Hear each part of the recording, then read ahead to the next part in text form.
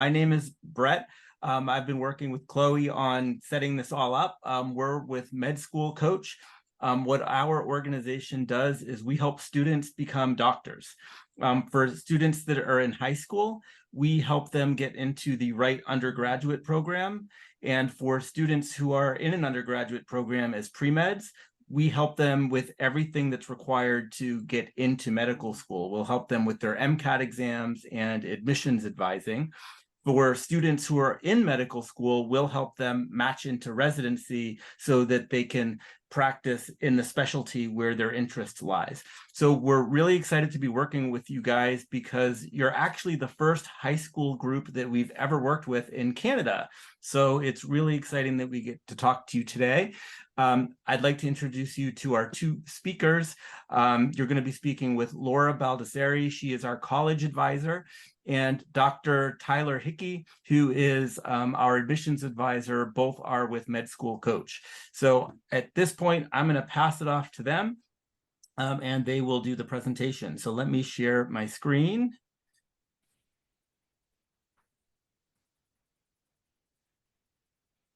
And we'll go into slideshow.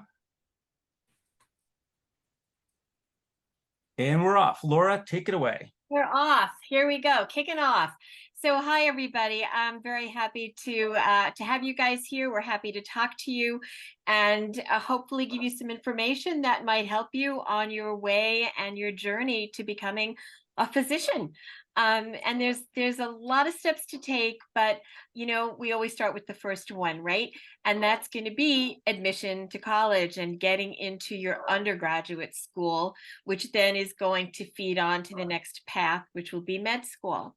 So we're going to obviously focus on Canadian universities right now. And just to know, Canadian universities admissions criteria, application process, competition level can vary quite a bit depending on the school, the programs, the province, and the type of student that you are, and that you the type of thing you want to pursue. It's very, very important as you start to develop a college list that you visit the chosen institution's websites. You want to get their most up-to-date information and specific details about their criteria for the different options that they have for you. For most undergraduate programs, the two most essential criteria are obviously the successful completion of high school and also competency in the language that you're going to be studying, obviously English in most of Canada and either English or French in the provinces with bilingual institutions like Quebec or New Brunswick. Depending on your chosen school and program, you're going to need an overall average of at least 70% or higher. Dalhousie University in Halifax requires a minimum overall grade of 80% for admission to the medical sciences program. Depending on the program you're applying for, there are also courses that you will need to complete before you can gain acceptance. And again, you go to those schools' websites and they will tell you what courses you need. Some institutions will give you admission and give you a chance to complete those courses during your first year. So for example, the University of Manitoba gives students who don't yet have the necessary courses an opportunity to complete them during their University 1 program, which is when you first begin and you're under your first 30 credits. And then you can apply to the specific programs that you want. When it comes to post-secondary education in Canada, many things vary on the program and the institution. So you have to also always consider the province that you're looking at, the school's province. 7 out of 10 of Canada's provinces do not have specific processes that you need to follow across the board. So instead, that's why you have to check the individual schools' websites. They will tell you the exact documents and deadlines that you need in order to apply. Things, however, are a little bit different in Alberta, in British Columbia and in Ontario, which I'm going to touch on briefly for you. I do want to tell you that Canadian schools generally will accept online applications from September onwards. Submission is done directly to the individual institutions with a few exceptions. You first submit basic application, which is called a paid statement of interest. And then you upload your documents between February and May, and you'll know again on the websites which documents they need. During this time, you also submit your applications for scholarships and for financial aid. The deadline for you to confirm your offer that you receive is July. So you just, you have to, and sometimes you'll get conditional offers. And if you get conditional offers, you have to be very, very careful about the fine print, what you need, because if you don't provide what you need, that acceptance can be revoked or modified. When it comes to course selection, you apply for a general area of study, liberal arts, education, engineering, sciences, rather than to a specific course. Know this also, that for Canadian universities, valuation pretty much comes down to academic grades. That is the most important thing. Transcripts and prerequisite courses as well. Depending on the schools, you might be required to submit essays, references, or proof of language proficiency.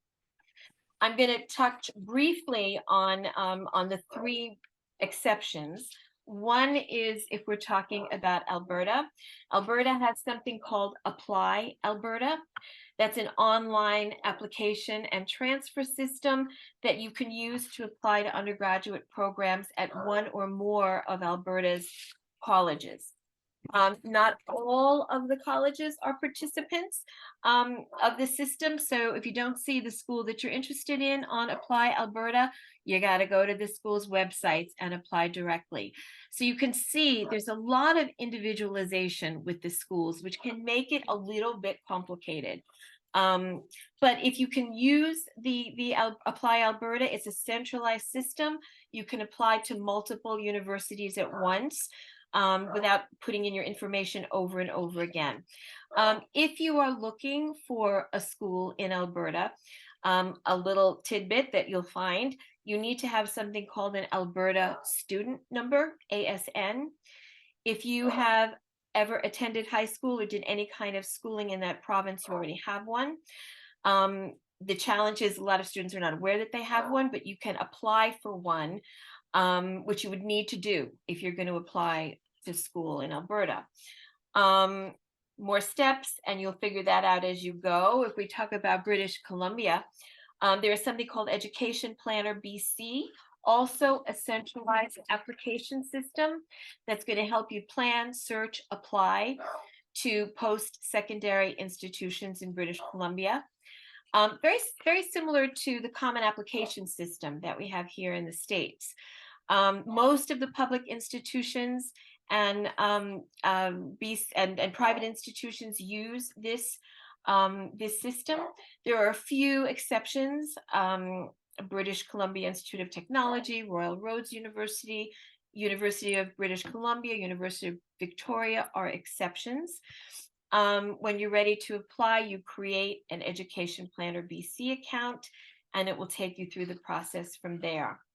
And the last one I'm going to mention is Ontario, and that is their OUAC program. It's a lot like the other two in that it's a centralized system again. You make an online account, and from there you upload all the necessary things that you need. So again, lots of individuality with these schools. You just got to go online and follow through. If you're in those three provinces, you can go through those three different systems. Okay, quick things, just a quick takeaway, which you've got on the screen right here. So many, which you just figured out in my last 5 minutes here, so many of the admission requirements and application components are dependent on the individual schools. and what programs you're applying to. So it is crucial that you get as much information upfront as you can. Make sure to spend time on each of the school's websites to find out exactly what their admission process looks like and when you need to submit what. That's very important, because one sure way not to get accepted into a university is to apply late. That's something you do not want to do. Very, very important to stay organized, keep track of the different deadlines so you can submit your applications on time. The other thing I'm going to say is, obviously, I'm going to keep saying it's complicated. It is lengthy, it's complicated, the process of applying. Navigating this process by yourself can be very, very overwhelming. And if you do it with someone who doesn't have the right information or experience, it can be a bit frustrating and counterproductive. So however you do it, it's important that you invest in the services of a Canadian university admission consultant to help maximize your opportunity to get admissions. Few quick little things and then I'm done, and I'm going to pass you on to Dr. Hickey. You're going to apply as soon as applications are available in line. In many cases, that is December or January. Deadlines can vary by institution, but are typically on a rolling basis, which means they'll wait until they get X number of applications, they'll sort through them, and they'll start sending out acceptances. So always better to be in sooner than later in that sort of situation. You want to be careful not to apply late. Canadian schools, in the US, we have a May 1, we call it signing day. May 1st, that's the day of decision. But in Canada, it can take longer. We don't know exactly. They're again different by school. So you want to make sure to get your stuff in as soon as you can. Again, I'm going to tell you, academic performance, the most important factor. Requirements differ by institution and by competitive programs. Senior and junior year is particularly crucial to a lot of Canadian universities. Most of them are going to ask for first semester senior year grades or for your predicted IB scores. So the good thing there is late bloomers, this can be good for you. If you pull it together in those last 2 years, that shows well. Some schools require SAT or ACT, but not all. So again, you have to see what each school you're looking at wants.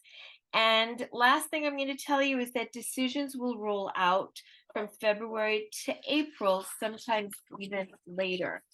I know I just threw a bunch of information at you, but we also have so much we want to share. I do want to let you know that at the end, if we have the time, we'll open up to some questions.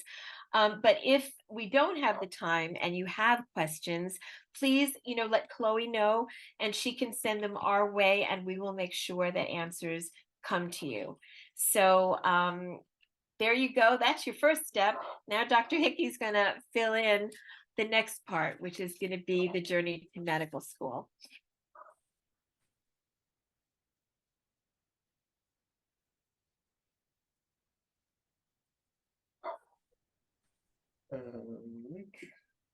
So just let me do one last thing, and I think you can see the screen now. Is that right, Brett? I see a blank screen. A blank screen. Oh, really? Okay. Share. Now I see your screen. Oh, okay. Great. So my talk will just be a little bit more about medical school applications, and I know this will be at least 3 or 4 years away from everyone, but it's never too early to start thinking about this, because there's literally like years of preparation that you can do that will strengthen your application when the time comes. So how to distinguish yourself? One thing is medical schools really want people who come across as authentic, unique in their own way, and are able to show that through their activities they've participated with and ways they describe themselves, and kind of show who they are, both as a personal description, but also just looking at what they keep themselves busy with. And so there's opportunities to do this for each person, and everyone's going to have their own story.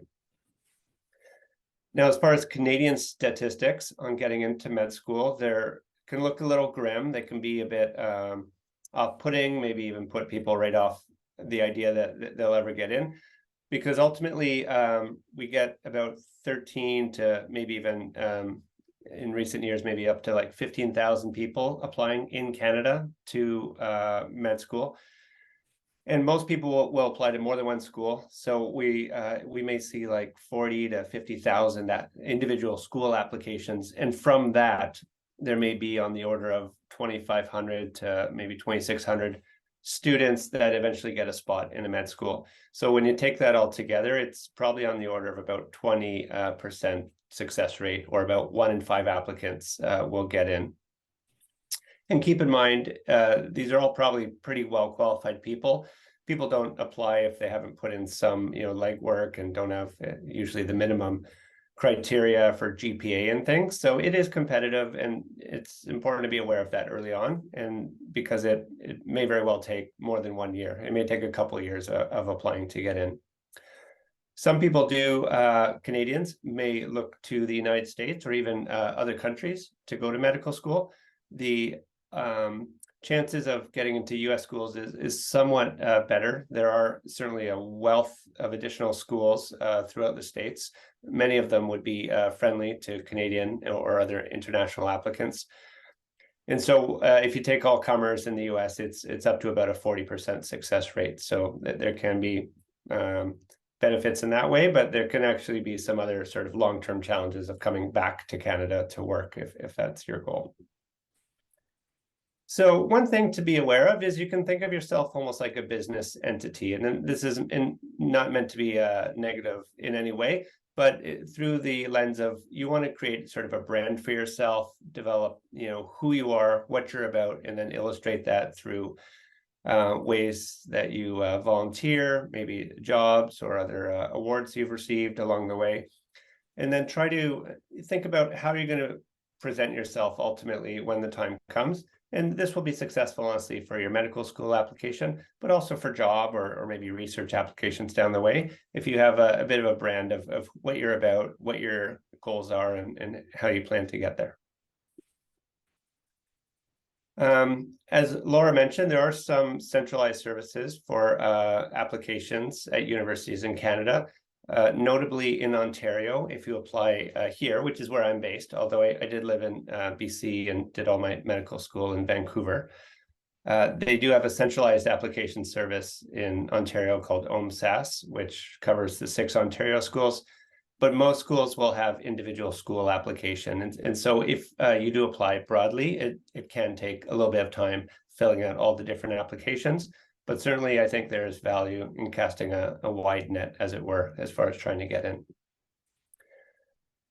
The timeline, when you get to this point, and again, this wouldn't be until your 3rd or 4th year of university, it's essentially like a 12-month application period. So let's pretend that you were applying this cycle and you wanted to get into med school for 2024 and like next year.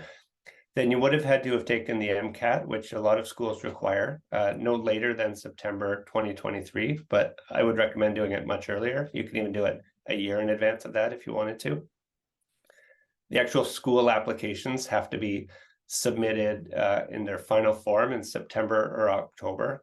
So students applying for this cycle actually all submitted their applications just a week or 2 ago.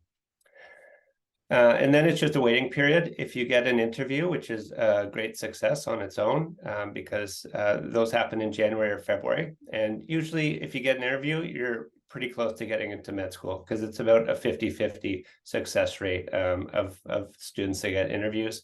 Usually about half of those will ultimately get an offer. Offers are made kind of like undergrad, usually around May, and then you'd be starting school just a few months later in August or September. Some things that are important for the med school application, you can really break it down just to a few categories. There's your grades ultimately, usually called the GPA or grade point average. It's a score out of 4. And usually you have to have like at least a 3.5 and ultimately higher is always better. The schools will look over all the activities you've done for the past 3 or 4 years, and even stuff at the end of high school, which is good to be aware of. So you could do things in grade 12 that could ultimately be supportive and helpful to your application to university. So that's why I say it's never too early to start sort of filling out your curriculum vitae or autobiographical sketch sometimes. Referees, there's usually 3 of them that will be needed for your application. So those are people that can write a supportive letter for you. There's usually an essay for most schools, either an opportunity to talk about yourself, your experiences, or maybe answer some philosophical question, and they'll sort of interpret how you do that. And then the interviews. How are we for time? Just so I can speed up or slow down my speech. Was it 3 o'clock local time we're wrapping up? Yeah, we have about a little over 20 minutes left, 20 to Okay, 25 minutes. Okay, so I'll that's perfect. So yeah, most of the schools will have a very detailed part of the application where you fill in basically a whole host of things that you've been involved with, and they usually break those down into these categories shown here. So your volunteering positions, and for these I would say there's no right volunteer position. You could volunteer at a charity, you could be volunteering at your school, maybe at a church. There's really nothing that is right or wrong with volunteering. One of the key things is to choose something you enjoy, commit to it for a long time period, and really show that you're not just using it as like a tick box on your CV, but something that you really invested yourself with, and hopefully that shows over time. There's always value in looking for clinical opportunities. Now, in Canada, I will say there's almost, it could almost be a negative thing if you got too involved in patient care, such that you're actually, I don't know, like dispensing medication or something like this. Like, I don't know how that would happen, but the schools are very keen that they want people who have set out opportunities to sort of be in the realm of clinical care, but not actually doing the work that a med student or a doctor would do. So look for opportunities to sort of be working in hospitals, family health clinics, but don't fret if you're not actually doing anything to help the patient directly, because that all comes later, and just being there to learn passively is an excellent opportunity. I will say a lot of undergraduate students do find opportunities to go overseas to different countries where honestly the oversight of medical care is just not as well established and regulated as perhaps in Canada and the US. And so there can be opportunities to do really good, excellent work where you are helping people still under the oversight of a professional, but you may be able to do essentially more medical type stuff sometimes on these trips to maybe less developed parts of the world. Research, there's a category always for that. Some trainees will have very little research along the way, and that can sort of hurt your application, honestly. Usually in undergrad, you'll do some research project through coursework and whatnot, and that's great. But looking for opportunities maybe in the summer or in your spare time to have some involvement in lab research will be a real bonus for your application down the way. Opportunities for teaching will come along. Again, these are things that you don't have to be in a university setting to teach. You could be a piano teacher, you could be a tutor, and these are things that you could be doing right now or in the next couple of years outside of the academic setting if you choose. There's other categories for leadership that can take many forms. Lots of students will get awards because they're generally just high quality students. They've done really well. Maybe they're sports stars. So some of these awards and recognitions will just sort of come naturally, just doing what you're already doing. But do be aware there's often awards that you have to actually apply to be considered for. And those might be in your school, in your community, other organizations. And so keep your eye out for those. There are sometimes awards that which few people actually apply for, and in a way they are quite attainable to receive and look quite good on your CV ultimately to have them. And then there's a section of sort of for hobbies that doesn't really fit elsewhere. Maybe you're like a championship sort of chess player, or you really like painting or something. So there's opportunities to include those things on your application and hopefully get some credit for it. One of the key things is, and I mentioned this earlier, don't try to choose activities, whether it be volunteer or other pursuits, where you just do it very briefly, like volunteering at a garbage cleanup on a weekend one day. Nothing wrong with it. It's good to do, but the higher value stuff on your application down the road will be things that you've committed to over a long period of time. Think on the order of something where you're doing it for many months, even years, as a steady commitment. Maybe it's a couple hours a week at a local organization. But those are the really high quality things that the universities will like to see. And then this sort of speaks to that same idea. Look for activities where possible that have a longitudinal aspect. Ultimately, if you can work your way up to some kind of leadership role, even if you can do something internationally or elsewhere in Canada, these are just all good things. Really, what the schools want is someone that's really just well-rounded. They've set aside time that's not just all about themselves, but helping other people. And they've shown a kind of an altruistic approach to their life where they're really keen on helping other people where possible. There'll be an opportunity to write a personal statement up for yourself down the way. Again, some of the same practice that you may put into this that may help with your med school application may actually help with your application to undergraduate programs, maybe to jobs, to research positions. So it's never too early about thinking about ways that you can effectively promote yourself, who you are, your kind of ideals, your values.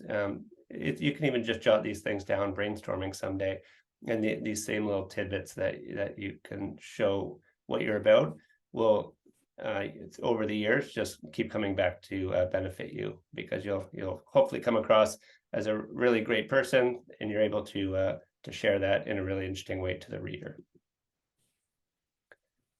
And then I guess one of the final sort of considerations is, I talked about this idea of having a brand, and sort of, I guess, a little bit linked to this is having some kind of theme of who you are, what your life, what you want it to be, what you've made it so far, and then trying to share that with other people to hopefully get them excited about being involved with you and having you involved in their program or university. And so think about what activities or experiences have defined you so far, what's really impacted you. Maybe you've had some real failures in life, and honestly, those are excellent things that you can turn around into learning opportunities. And schools will really like to see someone that hasn't just had it easy through their life. There are those that maybe are socially well off. New school seems, naturally to come to them. And maybe you haven't actually had too many struggles. And that's fine. Nobody can create their life. But fear not if you've had some really low moments in life, because it's really nice. Those are nice opportunities to frame it that you've struggled, hopefully learned a lesson, and you're even stronger as a result. And that can actually be a really nice story or theme about how you identify. One example here that's offered is someone that lived internationally, and maybe some of their themes may be like hard work through having to do different jobs through their college training, because maybe they didn't have a lot of money. So, they developed a really solid work ethic, maturity beyond their years, very responsible. Maybe that same person did have an outlet as a ballerina, and whether that's ballerina or football or running, these are opportunities to show that you have a real dedication, perseverance, and maybe a real love of just being healthy and whatnot. Briefly, when the time comes for letters of recommendations, there's normally 3 people that you're going to have to identify to write letters for you. I will say, and I went through this a bit myself, is that you can often go through your entire undergraduate 3 or 4 years, and you've taken all these classes, met lots of people, but you really didn't have any deep, solid connection with any faculty members, because oftentimes the classes are like 100 people. Maybe you meet the TAs, but not really the professors. So do look for opportunities to actually get to know your professors or researchers or just other people in the faculty on a little bit of a deeper level, because I can tell you, I once asked someone that I worked with during my undergrad for a letter of recommendation, and I was almost a bit hurt. They're like, "I'm sorry, I really don't think I know you well enough to do that." And they basically said no. And I was like, "Oh gosh, okay." And so look for opportunities to get to know people on a bit of a deeper level that you think may be able to vouch for you later on. The interview, I hope any of you that do apply to med school can eventually get an interview, because it's honestly one of the first major successes after you apply. Most people will not even get an interview on their first application round.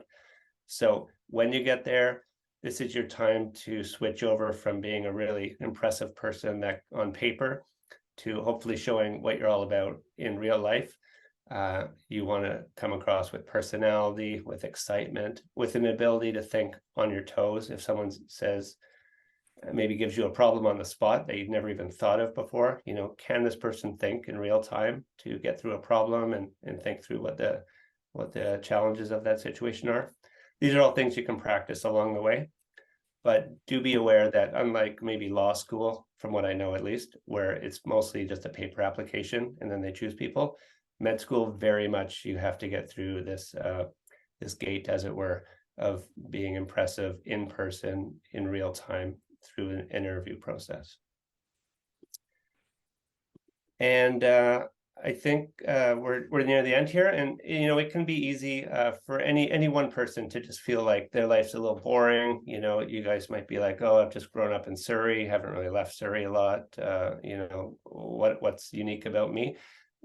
Do be aware that everyone has a story to tell, and there's always ways to really identify maybe even just small parts of your life that were different, and you can really maximize those as showing them your uniqueness and playing up to some of those even small challenges as being sort of things that you were successful of. So don't lose faith, don't lose hope. There's lots of students that get into med school every single year, just like yourselves, and you guys could all do it if you put in the prep and time. With that, I will pause, and I'm happy to take questions along with Laura from the audience. Thank you. Yeah, so thank you very much, Dr. Hickey. Before we jump into the Q&A, just real quick, I know we're covering a ton today, and we're not going to be able to answer every detail of questions that you have. But if there are any of you that ultimately want to be partnered up directly with an advisor that can help you on your personal journey, that's all we do. So if you were to take a picture of this barcode on this, or the QR code on the screen, you can schedule time with our enrollment advisors, and they can put you in touch with a physician advisor. So I don't want to overpitch this right now, because I really want to make sure we're sharing information today, but I just wanted to put that out there, that if any of you do need more help, this is how you would go about getting it. So we'll pass it over to anybody have questions on your end. Yeah, thank you guys so much. I actually do have a question to start off. I was just wondering to either Laura or Dr. Hickey, if I want to go into like biotechnology, what do you suggest a more broad undergraduate, such as life sciences or health sciences, or do you suggest like something that's more like biotech related?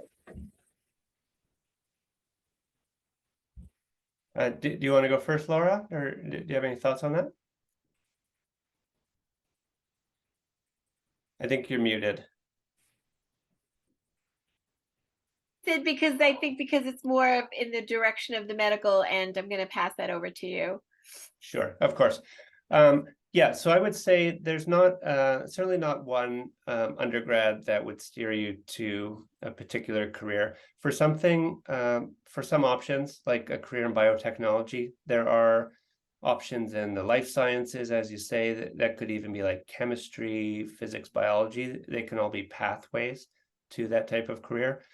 If you're looking for something that conceivably could be harder, but you may actually learn a lot more relevant stuff, some schools have engineering programs in like biological engineering, things like that. So you could take an approach from that route, where you're learning more the engineering side of biotech, and I think that could be quite a powerful outlet.